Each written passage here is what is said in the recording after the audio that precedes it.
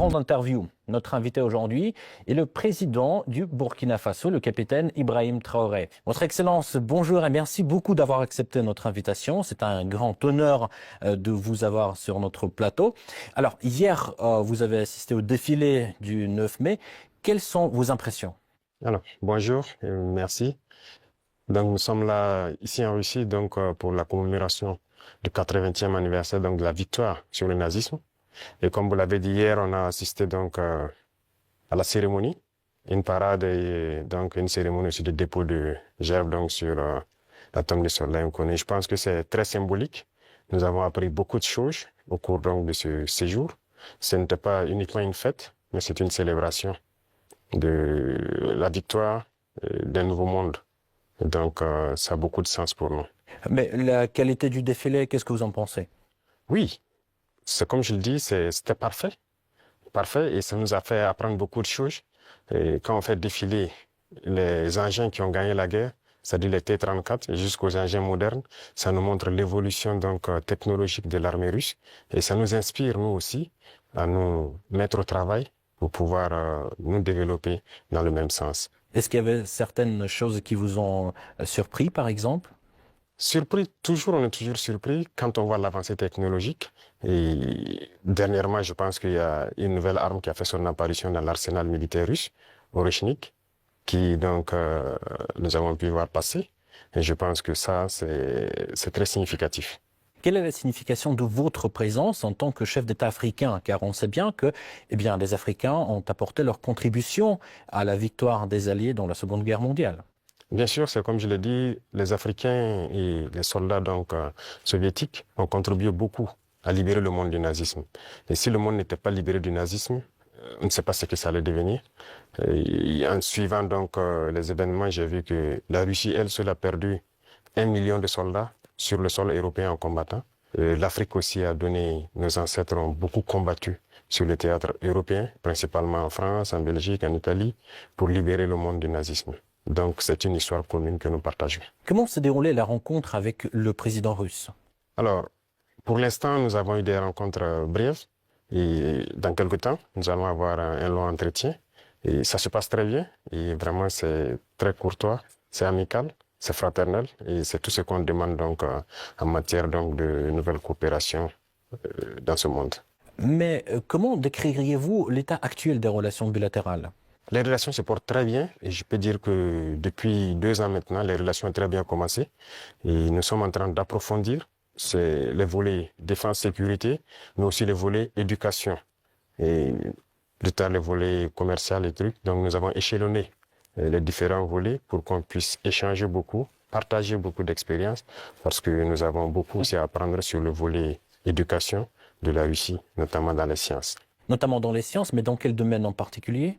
Oui, il y a beaucoup de domaines dans les sciences, que ce soit les mathématiques, la physique, la chimie. Ce sont des domaines qui nous intéressent beaucoup, tant sur le développement de notre industrie militaire, mais aussi dans le développement commercial de notre pays, le développement économique de notre pays. Donc ce sont des volets que nous allons chercher à approfondir pour pouvoir mieux nous structurer. Et pensez-vous qu'il y ait une demande au Burkina pour l'enseignement russe? Bien sûr, il y a beaucoup d'étudiants burkinabés déjà ici en Russie, dans des universités. J'en ai croisé ce matin même. Et j'ai même demandé à ce qu'on augmente le nombre d'étudiants ici, que ce soit à travers des bourses russes ou le Burkina qui va payer des bourses pour que ces étudiants viennent. Mais l'objectif pour nous, c'est d'implanter des universités similaires au Burkina. Et comme il y a déjà la maison de la Russie, ça va nous permettre d'aller très vite. D'ailleurs, vous venez de le rappeler, aujourd'hui, vous avez visité l'université russe. Comment s'est déroulée cette visite? Ça s'est très bien déroulé. J'ai eu des échanges fructueux avec le ministre de l'Éducation de la Russie, avec les recteurs et les étudiants, et surtout les étudiants de l'AES qui étudient dans cette université. Et nous avons eu de très bons échanges et on s'est parlé beaucoup de manière scientifique. Voilà. Parlons un tout petit peu de l'économie. Le volume des échanges commerciaux a augmenté de 10 fois en un an. Mais de l'autre côté, ces chiffres-là ne sont pas à la hauteur du dialogue politique. Comment expliquez-vous ce paradoxe? Et surtout, comment booster ces liens dans le domaine du commerce, en fait? Comme je l'ai dit, c'est une nouvelle relation qui commence. Vous savez qu'avec la Russie, depuis les Pourquoi nouvelle, excusez-moi? Oui, ça recommence, puisqu'il y avait, depuis les années après la mort malheureusement de Sankara, les relations avec la Russie se sont beaucoup estompées. Et là, nous sommes en train de réveiller les relations. L'ambassade s'est installée et les relations commerciales sont aussi au cœur des échanges. Quand je prends, il y a un certain nombre de produits, par exemple burkinabés, qui transitaient par certains pays européens avant d'être vendus en Russie. Aujourd'hui, ces produits sont directement vendus à travers donc, des opérateurs burkinabés et des opérateurs russes. Je parle notamment, quand on prend l'exemple des mangues, les mangues transitaient par des pays européens pour être vendus en Russie. Aujourd'hui, ça se passe directement. Il y a le coton, qui va suivre, il y a beaucoup d'autres produits, le sésame et bien d'autres produits agricoles que nous pourrons échanger directement avec la Russie. Donc, ça ne fait que commencer, ça va s'accroître. Tout à fait. En fait, les prévisions économiques indiquent une croissance de 5,6% en 2025. Alors, quels sont les secteurs clés qui soutiennent cette croissance? Alors, il faut dire que jusqu'aujourd'hui, au Burkina Faso, c'est l'or qui est le premier produit d'exportation. Mais nous avons lancé le moteur de l'agriculture pour d'abord l'autosuffisance, mais aussi pour le commerce extérieur, l'exportation. Et si vous suivez bien, depuis l'année passée, nous avons lancé l'offensive agricole avec une initiative qui soutient l'offensive. L'objectif, c'est de pouvoir accroître notre production agricole de façon significative, s'autosuffire, mais aussi il y a des produits de rente qu'il faille donc vendre à l'extérieur. Et tout ça doit pouvoir soutenir cette croissance et nous espérons être bien au-dessus de ces chiffres-là. Mais comment se déroulent ces réformes, en fait? Il y a beaucoup de choses, ce sont des réformes difficiles. Faut le reconnaître parce qu'il y a un système qui s'est installé, mais c'est pas impossible. Déjà, quand vous regardez notre production céréalière, on a eu une très bonne croissance en 2024. 2025, nous espérons encore faire mieux. Et ce sont des réformes assez courageuses. Quand vous prenez, par exemple, je reste toujours dans l'agriculture, nous avons, par exemple, décidé, à travers l'initiative de l'offensive, de labourer gratuitement les champs de nos paysans. Donc l'année passée on l'a fait, cette année encore, s'il plaît à Dieu au retour, il y a un bon nombre de tracteurs encore qu'on a acquis, qu'on va mettre à la disposition des cellules mécanisées dans les différents départements pour accroître les superficies emblavées. Nous maximisons beaucoup dans la gestion de l'eau, à travers donc une structure qu'on a créée, l'ONBA, pour maîtriser l'eau et pouvoir produire au moins 2-3 fois dans l'année. Parce que si on dépend uniquement des pluies, ça serait difficile. Donc, il y a ce secteur, le secteur minier aussi, que nous allons continuer de booster pour que le pays lui-même exploite ses propres ressources. Donc, nous avons commencé à acquérir des mines. Il y a beaucoup de permis qui sont là, que nous sommes en train de développer. Nos ingénieurs ont pu développer les machines nécessaires pour qu'on puisse exploiter nous-mêmes nos ressources. Donc, si on met à profit ces deux secteurs, et compléter avec l'industrialisation, c'est-à-dire la transformation de nos produits sur place, qui va nous empêcher d'exporter brut, ça va beaucoup nous amener à entraîner en tout cas une très bonne croissance. Donc ce sont ces réformes qui sont en cours, l'agriculture, l'industrie et beaucoup de secteurs. Pensez-vous que la Russie puisse apporter son soutien pour la mise en place de ces réformes? Bien sûr, bien sûr. Beaucoup de soutien et rien que la formation technique et professionnelle, c'est déjà une très bonne chose. Si nous payons des industries, il faut bien des gens qui vont les entretenir et les faire marcher. Et la Russie nous aide dans ce volet. C'est pourquoi je dis que nous avons une très bonne coopération avec le ministère de l'Éducation. Ils vont nous permettre de former des techniciens, des ingénieurs qui doivent pouvoir entretenir tout ce que nous faisons, mais créer nous-mêmes nos propres unités industrielles. Donc ça, c'est très important pour nous. Et dans le commerce aussi, comme je l'ai dit tout de suite, avec la Russie, ça se passe très bien. Et il n'y a pas de raison qu'on ne puisse pas approfondir tout ça. Parlons un tout petit peu de la sécurité. Quelle est la situation sécuritaire actuellement dans votre pays et d'ailleurs dans la région? Oui, dans la région, comme vous savez, la situation sécuritaire, en tout cas, nous essayons d'évoluer sur les champs de bataille. Ça, c'est la première des choses parce qu'il y a plusieurs facteurs qui rentrent en ligne de compte. Sur le champ de bataille, il y a de l'évolution. Si on prend de 2023 aujourd'hui, nous avons pu récupérer beaucoup de zones que nous avons pu pacifier. N'empêche que l'ennemi se renforce aussi. Il y a beaucoup de combattants étrangers qui rejoignent le rang des terroristes. Est-ce que vous pouvez préciser, vous parlez de quoi? Oui, les terroristes, ils sont renforcés par beaucoup de combattants étrangers qui viennent d'ailleurs, qui ne sont pas en fait, quand je prends le cas du Burkina, il y a beaucoup de criminels qui sont au Burkina mais qui ne sont pas burkinabés. Il y a aussi des formateurs qui viennent de beaucoup de pays pour les apprendre beaucoup de techniques. Mais quel est leur intérêt? Mais ce n'est pas du terrorisme en fait, c'est de l'impérialisme. L'objectif pour eux, c'est de nous maintenir dans une guerre permanente, qu'on ne puisse pas se développer et continuer à piller nos richesses.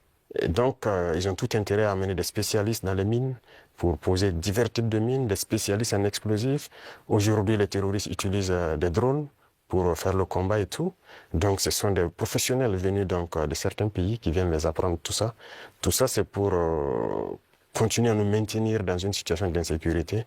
Mais nous prenons la mesure de la chose, nous nous adaptons à chaque fois à leur mode d'action et nous continuerons le combat jusqu'à récupérer l'entièreté du Sahel.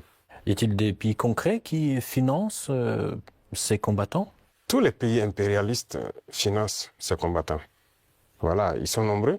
On ne peut pas les citer voilà, individuellement. Il y en a qui sont même cachés, qu'on ne peut pas imaginer. Mais ils sont nombreux.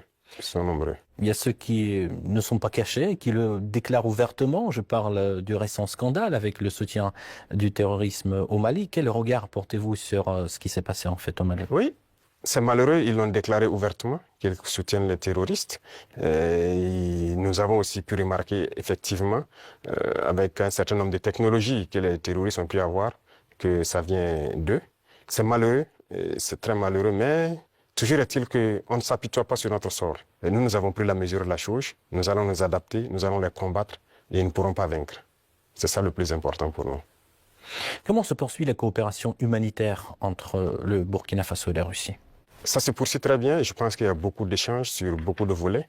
Quand je prends le domaine donc, de la santé, parce qu'on a toujours des déplacés qui sont là. Et quand on dit un camp de déplacés, ça veut dire qu'il y a des situations sanitaires souvent compliquées. Et je pense que les services de santé coopèrent bien pour pouvoir appuyer donc, les services de l'action humanitaire pour pouvoir avancer. Et vous avez suivi en 2023, je pense que la Russie a fait un don de blé au Burkina Faso. C'était uniquement donc destiné donc aux personnes déplacées. Mais nous avons fait la promesse au président Poutine que nous ne souhaitons plus voilà, être ravitaillés en blé parce que nous allons produire le blé. Et je tiens cette promesse parce que nous avons commencé à produire notre blé en quantité pour satisfaire. Donc ce qui veut dire que la coopération sur ce volet-là nous amène nous-mêmes à nous développer, à booster beaucoup de choses pour pouvoir combler les vides. Face aux tensions géopolitiques actuelles, notamment la guerre tarifaire entre les États-Unis et la Chine, comment le Burkina Faso adapte-t-il sa stratégie économique et diplomatique? Alors, ce monde est en perpétuelle mutation. C'est de la folie, souvent, les choses qu'on voit. Et il faut rester aux aguets et pouvoir s'adapter à tout moment. Et ça, c'est très important parce que nous suivons l'actualité. Il y a une bataille économique un peu partout. Mais a priori, nous commerçons avec la Chine sans problème. Nous achetons beaucoup de choses de la Chine et les Chinois aussi achètent beaucoup de choses chez nous. Il y a des entreprises chinoises qui s'installent chez nous, malgré le fait que les gens ont essayé de dénigrer le Burkina Faso. C'est pareil avec la Russie actuellement. Donc tous les pays qui se battent aujourd'hui pour leur indépendance économique, nous essayons de collaborer mieux avec ces pays. Parce que c'est une forme d'oppression de l'impérialisme. Il y a lieu que ceux qui sont opprimés s'unissent pour faire face à cette hégémonie-là. Donc, a priori, on s'adapte à toute cette situation. Monsieur le Président, quel regard portez-vous sur la récente détérioration des relations avec l'Algérie? Alors, vous avez suivi les événements et je pense que tout le monde comprend comment ça fonctionne. Et nous sommes au regret de voir l'incident qui est arrivé à la frontière donc, algérienne avec le drone qu'ils ont abattu. Et il faut le dire clairement, c'est pas amical. C'est pas amical parce que aucun appareil, on n'abat pas un appareil volant comme ça. Lorsque tout le monde connaît le protocole. Donc il n'y a pas à se voiler la face. Si un appareil traverse votre frontière, même s'il rentre sur votre pays, on l'identifie. Les radars permettent de l'identifier. Et on sait, il appartient à quel pays. Et il y a les relations diplomatiques pour ça. On contacte l'ambassade et il y a des attachés de défense, il y a beaucoup de mécanismes. On les contacte et ils peuvent confirmer si c'est leur appareil ou pas, s'il est sur le territoire par, voilà, peut-être qu'il a besoin d'aide ou bien il a perdu, voilà, l'orientation et tout ça. Parce qu'un appareil peut être en l'air, il peut avoir des problèmes avec la météo, il est obligé de se cacher derrière les nuages, ça arrive très souvent dans nos pays. Donc un appareil rentre, on les demande, ils disent non, il y a beaucoup de couverture nuageuse, mais il y a en tout cas un phénomène météorologique qui l'amène à venir passer. Il peut avoir un problème technique, il peut demander de l'aide pour qu'on le guide à ce qu'il atterrisse. Donc il y a tellement de facteurs qui peuvent faire qu'un appareil se retrouve dans un espace aérien. On n'abat pas un appareil systématiquement. Le cas est arrivé avec nous. On a souvent vu un appareil américain qui est rentré sur notre territoire, qui faisait donc des reconnaissances et tout. On n'a pas abattu l'appareil. On a pris le soin de contacter l'ambassade américaine, qui ont pris quelques minutes, ils nous ont confirmé que c'est leur appareil et ils ont dégagé l'espace. Donc, on n'abat pas un appareil systématiquement. Donc, c'est un acte délibéré, inamical d'abattre l'appareil et c'est regrettable. Mais si je comprends bien, vous ne fermez pas la porte au dialogue quand même. Non, il faut que les dirigeants comprennent que nous n'avons pas le choix que de nous unir face à cette situation de soi-disant terrorisme. Parce que c'est un phénomène assez complexe. Et je vous dis que le Burkina était assis dans les années 2012 à regarder le Mali. Et on était, quoi, le régime qui était en place était ami avec ces gens-là. Certains vivaient même à Ouagadougou. IAG a vécu à Ouagadougou. C'est la réalité. Mais qu'est-ce qui se passe aujourd'hui?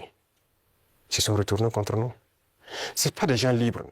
Ils sont manipulés par les impérialistes et les ordres qu'on les donne, ils donnent à leurs criminels sur le terrain, ils le font. Donc, il faut que chacun comprenne qu'on doit s'unir pour faire face. Il n'y a pas de négociation possible avec ces gens-là. Justement, parlons de cette unité, plutôt cette intégration qui se déroule actuellement au sein de l'AES. Où en est-on actuellement? Ça se passe bien, ça évolue. Nous sommes donc dans la Confédération et comme je dis, il y a beaucoup de choses à mettre en place. Voilà. Et il ne faut pas chercher à aller tellement vite et ne pas bien faire. Donc, nous sommes en train d'aller de manière progressive. Il y a beaucoup de structures à mettre en place. Il y a beaucoup de volets à mettre à niveau dans les trois pays. Parce que vous n'êtes pas sans savoir que sur le point de vue économique, on n'est pas au même niveau. Sur le point de vue militaire, il y a beaucoup de volets. Il faut essayer d'équilibrer. Et donc, ça nécessite la mise en place de beaucoup de structures, beaucoup de rencontres. Et la libre circulation, ça nécessite un certain nombre de paramètres à mettre ensemble. Vous avez dû voir qu'on a fait un gros travail pour aboutir à un document unique de sécurité pour les voyages et tout. Donc, c'est évolutif. Donc, ça se passe très bien. Justement, j'avais une question sur le volet économique. La création de la devise propre à l'AES est-elle toujours à l'ordre du jour? Oui, c'est à l'ordre du jour, forcément. Et donc, le processus continue. Il y a beaucoup de choses, comme dirais-je, beaucoup de billes à caler avant d'y arriver. Mais c'est forcément à l'ordre du jour. Si on parle de souveraineté, forcément, on a besoin de cette souveraineté-là. Voilà, donc c'est impératif. Peut-on s'attendre à l'élargissement de l'AES? Oui, dans le futur.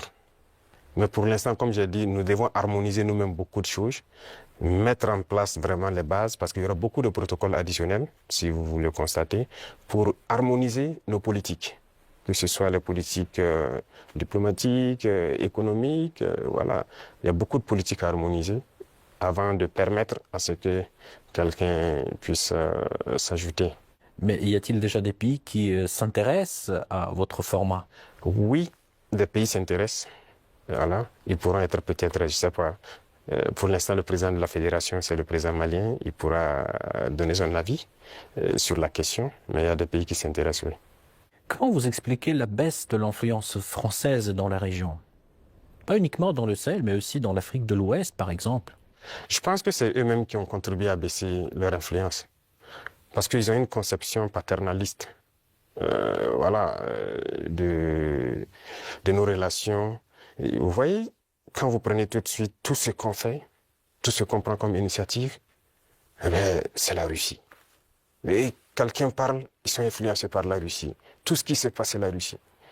Pourquoi ils ont les yeux fermés comme ça? Donc l'Africain n'est pas capable de développer quelque chose. L'Africain n'est pas capable d'inventer, d'innover, de prendre des initiatives. C'est ça que nous combattons. Et tant qu'ils vont continuer de voir l'Africain comme ça, comme un sous-homme qui n'est pas capable de réfléchir, qui n'est pas capable d'innover, capable d'inventer, on ne pourra jamais être amis. Les époques ont changé. Donc c'est la vision même qu'ils ont du noir. Il faut qu'ils arrêtent ça. Parce qu'en nous traitant comme ça, c'est comme s'ils voient le noir comme un sous-homme. Et là, c'est dangereux. Il faut qu'ils changent de langage. Mais en quoi ça se voit, cette attitude? Et regardez dans leurs discours. Regardez dans leurs discours.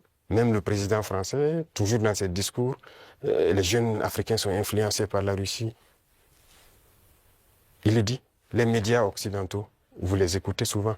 Ils ne passent leur temps qu'à mentir. Et regardez aujourd'hui l'AES qui est un modèle qui est en train de se dessiner. Ils ne peuvent pas se lever du matin au soir sans parler du Burkina ou parler de l'AES. C'est impossible pour eux. Et chaque fois, ils cherchent à envoyer des informations pour diviser, pour manipuler la jeunesse. Mais ça ne passe plus. Je pense que les gens sont assez conscients, les gens ont l'œil ouvert. Et vous tous, vous êtes victimes de ces gens-là, la communication. Ce qu'ils font, ce qu'ils disent sur la Russie et tout, on le sait. Jusqu'aujourd'hui, il y a des jeunes Africains qui ont les yeux toujours fermés, qui croient à leurs mensonges. Le récit de la Seconde Guerre mondiale. J'écoutais la dernière fois, quelqu'un disait que à la fin de la guerre, dans les 10 années qui ont suivi, si on demandait en Europe qui a gagné la guerre, les gens disaient c'est la Russie. Mais aujourd'hui, si vous demandez en Europe qui a gagné la guerre, ils vont dire que ce sont les Occidentaux. Par la communication, ils ont réussi à renverser l'histoire. Et l'histoire africaine aussi, ils ont tout manigancé pour faire passer les mensonges. Et ça fait que les jeunes Africains, certains ne connaissent même pas l'histoire de l'Afrique. Qu'est-ce que l'Afrique a fait? Certains ne savent même pas que nos grands-parents ont combattu, ont été mis à l'avant comme chair à canon. Et au retour, ils les ont tués comme des animaux. Est-ce que les gens savent que quand la France expérimentait sa première bombe atomique, ce sont des soldats noirs qu'ils ont mis à côté dans le rayon létal pour voir l'effet que ça fait? Sortons les archives. Tout ce qu'ils ont utilisé contre l'Afrique, c'est terrible.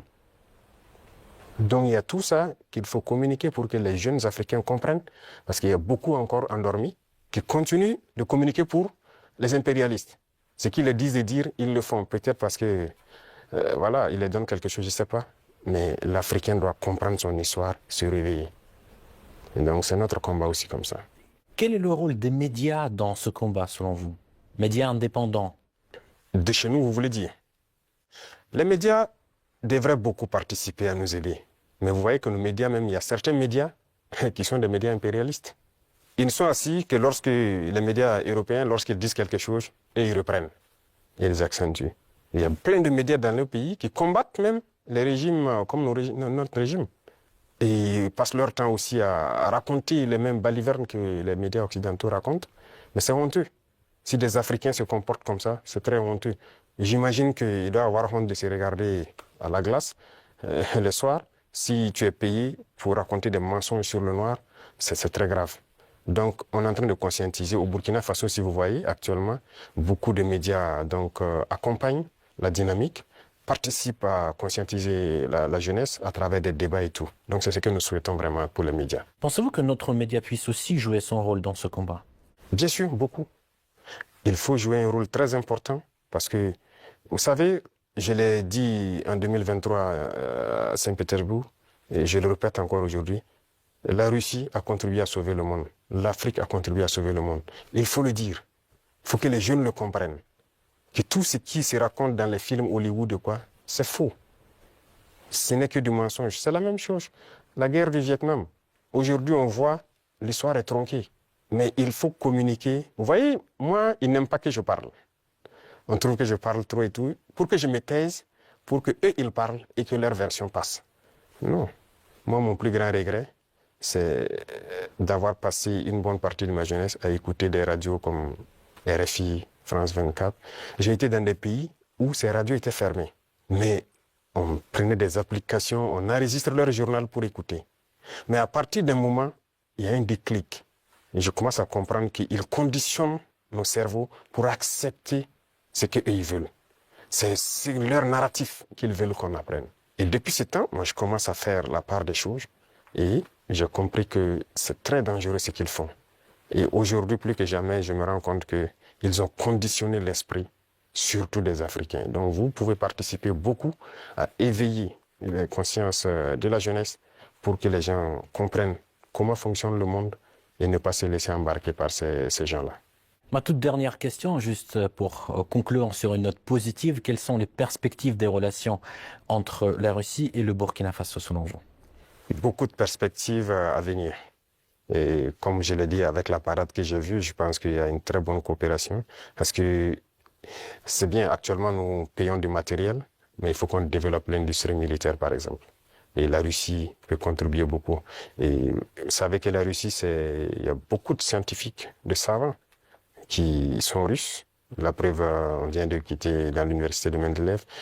Ils peuvent nous accompagner beaucoup dans la formation pour aussi prévaloir, parce que chez nous, nous avons des jeunes talents, des génies qui arrivent à créer des choses, mais il leur manque l'apport mathématique, la science pour pouvoir améliorer ce qu'ils font. Et donc la Russie peut nous aider beaucoup dans ce domaine. Ça va nous aider sur le volet militaire, sur le volet industriel, parce que ce sont les machines qui font marcher le monde. Et aujourd'hui, la technologie qui est là, que ce soit l'informatique et les réseaux, la télécommunication et tout, sur ce volet, la Russie est en train de beaucoup collaborer. Donc, à l'avenir, toutes ces perspectives sont donc mises à l'ordre du jour pour que nous puissions donc voilà, arriver à un objectif certain que nous souhaitons. Votre Excellence, merci beaucoup pour cet échange très intéressant et très enrichissant.